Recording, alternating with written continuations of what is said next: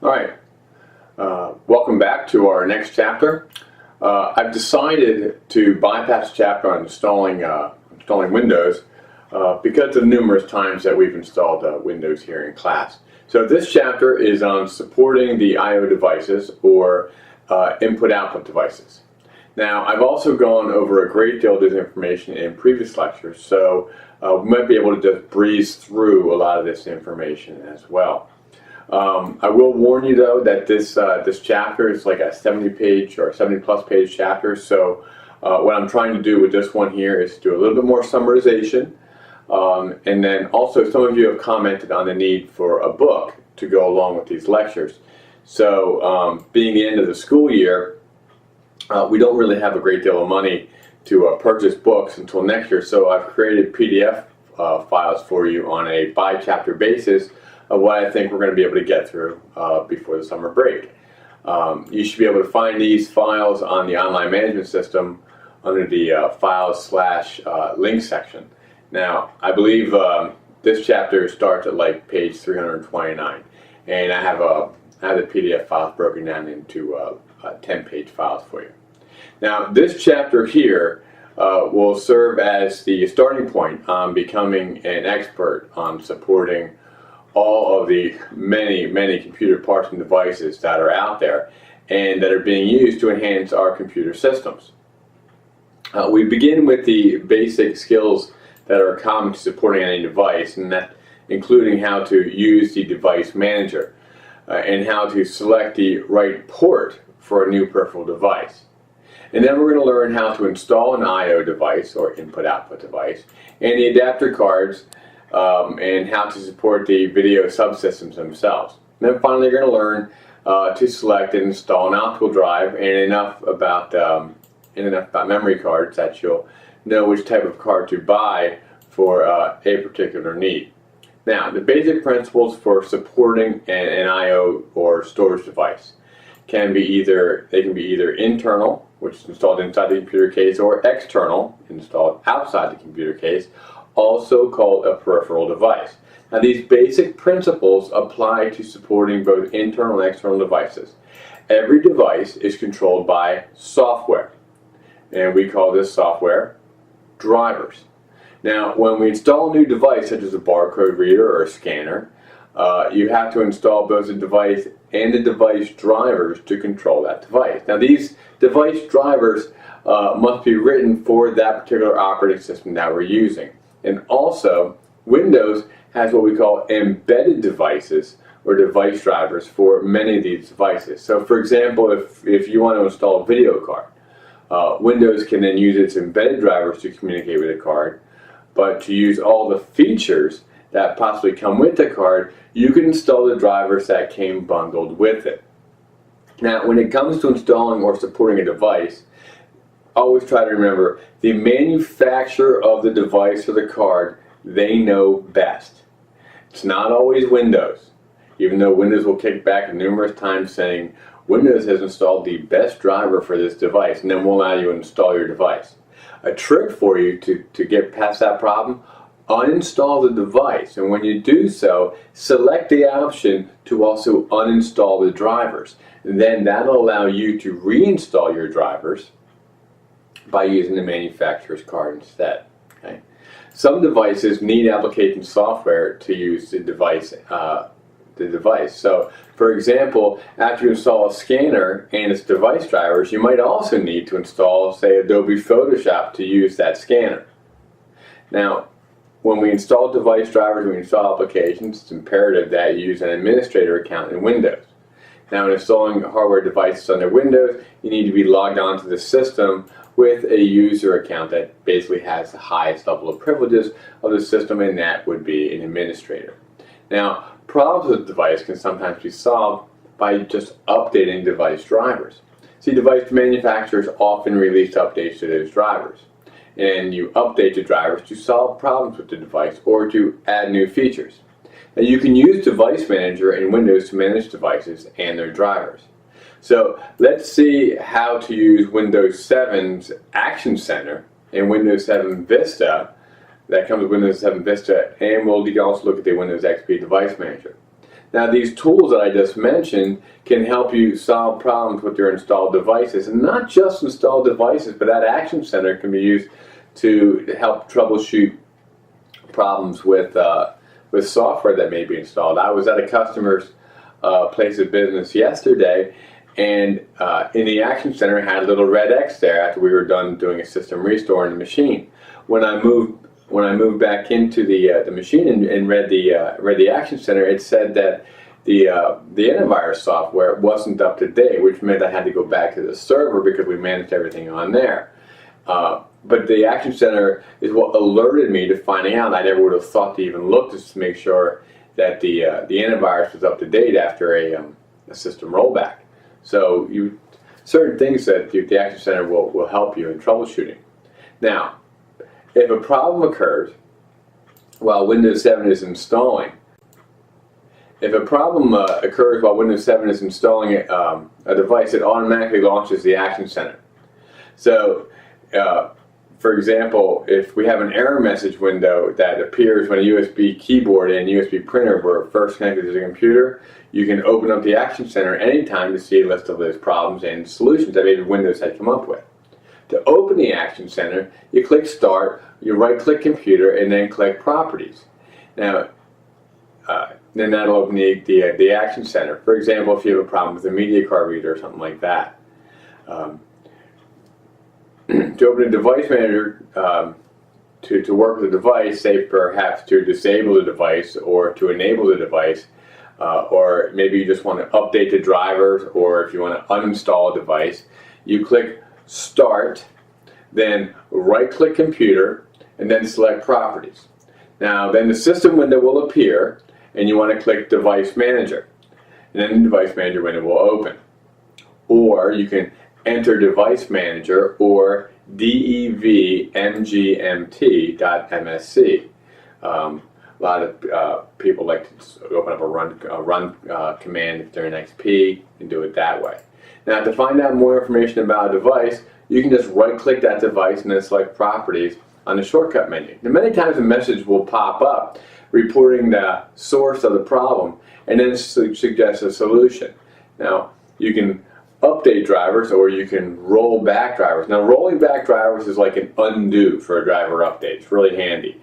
Now, updating drivers can often solve a problem in the device. Sometimes it can create a problem, in which case we'll do the undo, which is also called a rollback. Now, if we do that, we're assuming that the previous drivers were working well enough and we didn't really need to update them in the first place. Windows does not save drivers in the system that were not working before the driver update.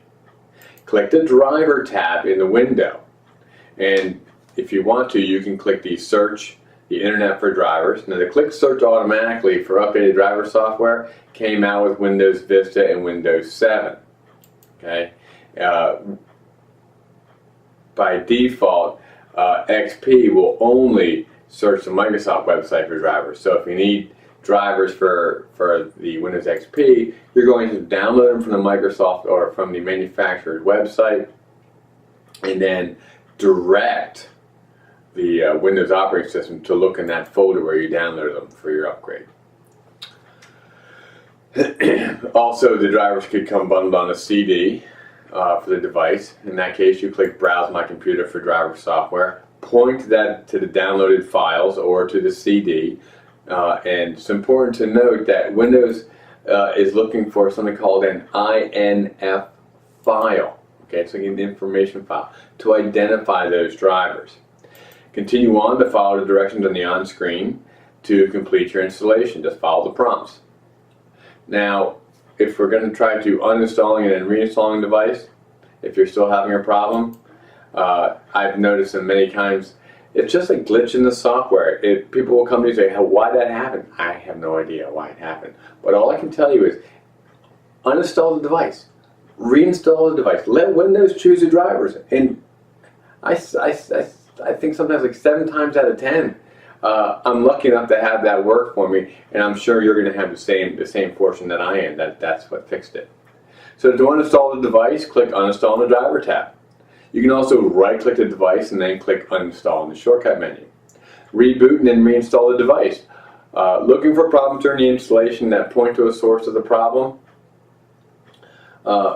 Sometimes reinstalling the device is all that was needed to solve that problem. Sometimes you don't even need to reboot the computer. After you uninstall the device, you can go up to the device manager and click the action tab, and then choose scan for new devices, and it'll find your device and the window will pop up and ask you to install.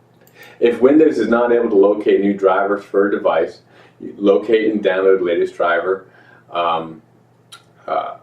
files from the manufacturer's website, load them to your hard drive. Now, it's also really important that you are using the correct architecture. So 64-bit drivers for a 64-bit operating system, 32-bit drivers for a 32-bit operating system. In most cases, Windows isn't going to allow you to install 32-bit on a 64-bit anyway, and vice versa. If possible, use the Windows 7 drivers for Windows 7, Vista for a Vista, XP for XP. You can double-click the downloaded driver files to launch the installation. And then also, it is also important for me to note that some devices have their own what we call flash memory cards that allow us to download a new BIOS or firmware and then run an executable file that will update that card's firmware. It's also important that when we are installing devices on our computers that we are familiar with the speeds and limitations of our devices. So for example, if we're going to be doing an eSATA, okay, an external SATA drive, we talked about that earlier, it has a maximum speed for 6 gig per second. And it's important to know these speeds. And I'm going to, in the PDF files, there's a whole table listing, and I also have one here behind me, and it's listing all the different speeds of all of the devices. And I'm only giving you just a short number of them here. But you need to know them so that when a customer says, okay, well, I want to get this, this, and this, what should I get? Well, if you get the maximum speed for a high-end eSATA, you can transfer your data at 6 gigabits per second. Oh, what if I have Firewire? Well, Firewire 800 or 1394B can move at 1.2 gig per second, or can move at 800 meg per second. Well, what's the big difference between, say, if I want to use wireless or Wi-Fi version N from G? Well, N has speeds rated at 500 or more now, but the range for a wireless N is also up to 70 meters. So you can be pretty far away and still get some pretty decent speeds out of them. USB 3.0 versus USB 2.0. Well, USB 3 goes up to 5 gig per second, but the cable length on a USB 3 is only up to 3 meters. Whereas a USB 2.0 goes up to 480 meg per second with a cable length of up to 5 meters. And then if we go all the way back down to poor old USB 1.0, the original, it was a 12 meg or 1.5 meg per second and had a 3 meter cable length. And the list goes on and on and on. And I've supplied a file with the USB on the on the PDF file with all the ports, their speeds, and their limitations, and they're all in Schoology under the files section. Another important fact to know about USB, okay?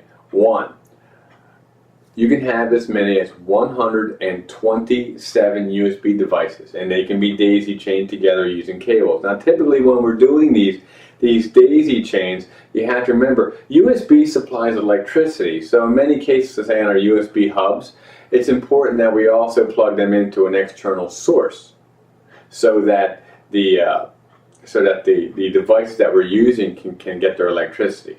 Now, in a daisy chain, one device provides a USB port for the next device. The USB uses serial transmissions, and USB devices and this is really important, they're what we call hot swappable. And that means that you can plug or unplug one without first powering down the system. Now, I will give you this piece of information also, that when you're working with, say, a Word document and you just want to you're typing away like crazy, and you hit save, and you quick grab the drive and you yank it out of the machine, there's a good chance that Word file is going to become corrupted now. Because you need to close out of the application. You don't just shut down the computer, but close out of the application. Now, there are some people who are very anal retentive about when they're going to remove a drive out of the computer. They'll go to the lower corner of their machine, down by the clock, at the system tray, and they'll right-click the little external drive, the USB drive, and choose unmount or disconnect before they eject the drive. You can do that if you want. I've never ever done that in all my years, and I've never had an issue.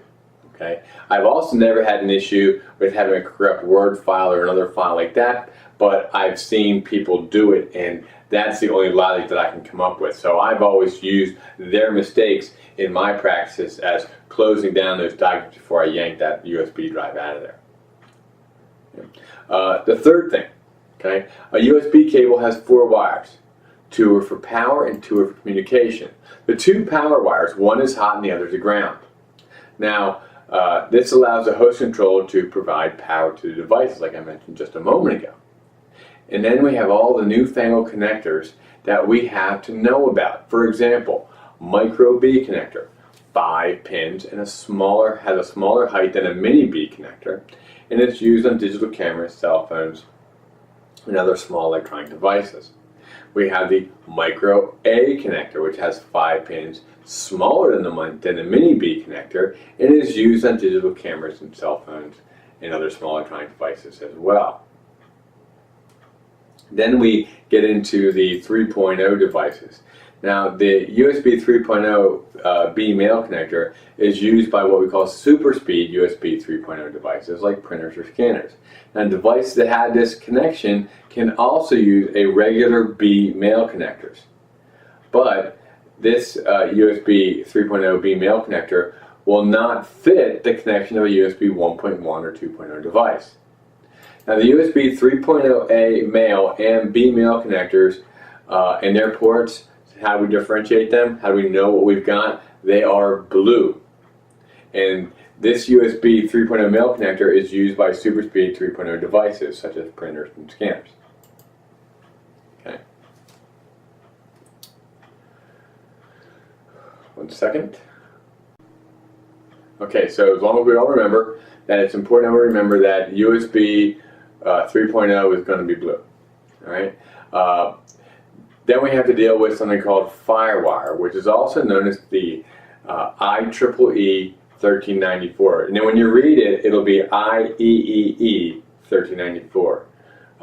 USB and Firewire have competed as a solution for a fast input-output connection for a few years. But USB, surprisingly, clearly won that contest. And now Firewire is hardly used in new devices. The Firewire standards are managed by the 1394 Trade Association. And the official name of these standards is the IEEE 1394. But there are other names that were used Firewire. Okay, the name Firewire was first used by Apple. And then another term called iLink, which one would actually assume was an Apple, was actually first used by Sony. Now, the most common name used today is Firewire. Now, here's some key facts that you need to know about Firewire. Well, Firewire uses serial transmissions, much like USB, which makes it faster. And Firewire devices are hot swappable. The Firewire 800, which is 1394B, allows for up to 63 Firewire devices to be daisy chained together. Remember, I just got done telling you that USB was, anyone? USB uses 127, can have up to 127 devices. Firewire 400 or 1394A allows for up to 16 daisy chain devices. So we take a step back. 1394B allows for up to 63 Firewire devices. 1394A allows for up to 16 Firewire devices, and USB allows for up to 127 devices.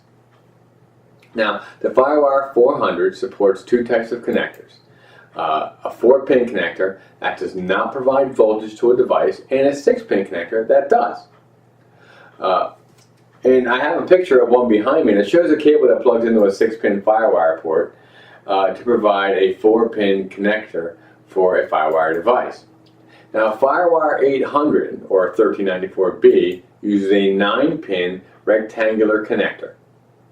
The Firewire 800 adapter card then would provide 3 1394 ports, 1394 port, 2 1394B 9-pin ports, and then it would give one 1394A 6-pin port. The power cable connected to the card plugs into a regular 4-pin multi-connector power cable off the power supply to give it extra power to the card.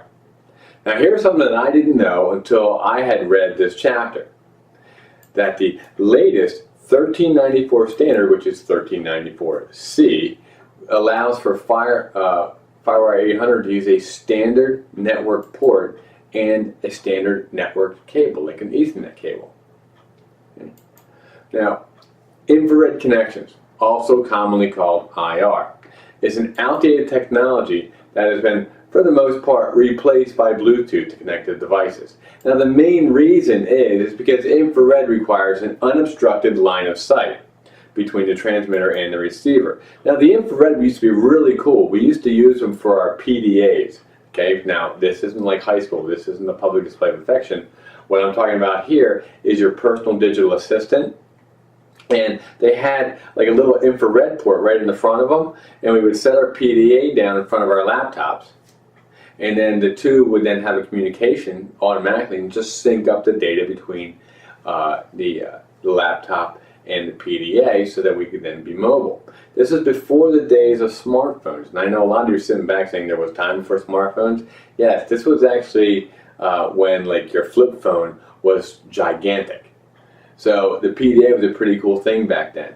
I've also had customers, and we actually had one in our own school, who had infrared ports on their printers. And what the funniest thing was, I had this guy, every time he would move away from his computer, he'd go like this, and then a little pop-up would come up on his screen saying that a new device has been detected, and he'd quick jump back in front of his computer and look at it, and the pop-up would go away. Because now he was in between the printer that was behind him and the computer, so he was blocking it. Remember, I said it was an unobstructed line of sight. Well, he was obstructing that line of sight every time he got in front, until finally one day he called me up, and I walked in and I said, well, show me, let's recreate the situation, show me what you got going on here. And he moved away, and I said, well, here's what you're doing. I said, we just need to turn off your infrared port. But of course, now he had to have an infrared port on them, so this is how he would print. Click. And then he would wait a little to print. I'm like, it was stupid because the darn printer was already hooked up with a wire. But hey, you can't argue with the bosses. Okay, so today, for the most part, infrared is most commonly used by remote controls. Just like the one that I'm using right here to control the camera in this situation where I can pause and play and do whatever I need to do. So, just like the infrared remote for your TV at home. Now, that's all I'm covering for today, for this portion. Okay, because I want you to go to the online management system. Go ahead and read the chapter. There's a great deal of information that I didn't give you here in the lecture portion that would actually be covered in the chapter for you. And go on to the online management system and do the hands-on project 8-1 and 8-2. Then when you come on back, as I said earlier, this is going to be a long chapter, so I don't want to like completely kill you guys with tons of theory. Come on back, and then we're going to look at about installing the I/O cards themselves. Okay?